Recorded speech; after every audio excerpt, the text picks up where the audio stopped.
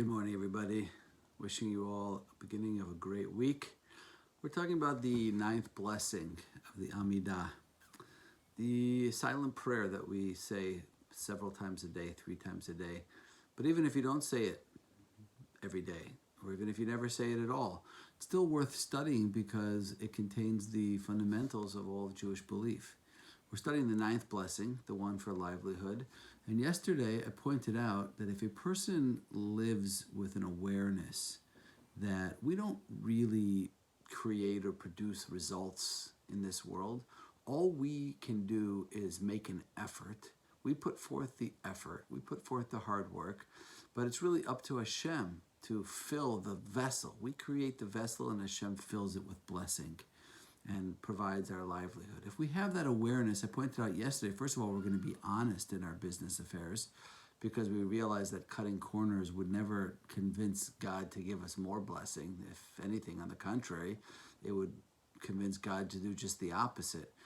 Also, in addition to that, we're not going to have an unhealthy attitude towards work. In other words, we're not going to be workaholics.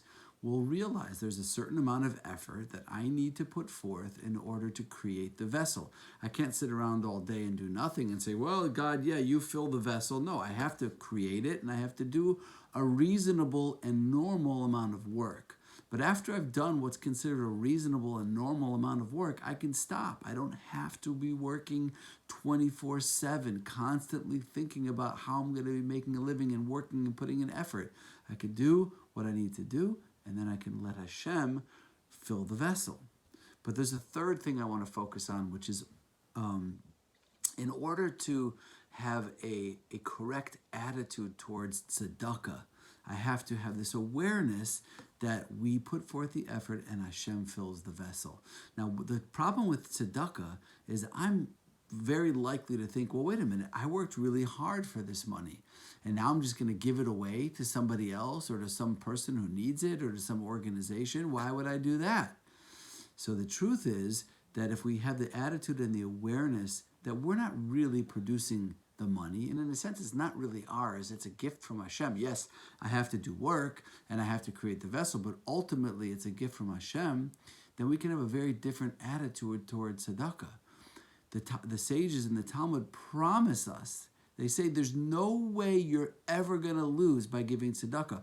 There's no way that your net worth will ever be diminished by giving charity and by helping other people. On the contrary, it's only going to grow, because when God sees that he can trust and rely upon you to distribute his funds in a way that's going to help people that need it, he's going to be that much more likely to channel the funds towards you.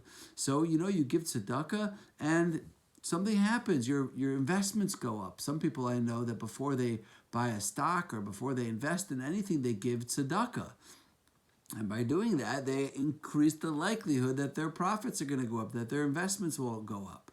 So that's something very important to keep in mind when we think about livelihood, which is that because we're really not producing anything, we're just making the kli, the vessel, and God's filling it up, we can understand that the more we give and the more generous we are in our tzedakah, the more God is going to fill up that vessel for us. You can trust in that. You can believe in that.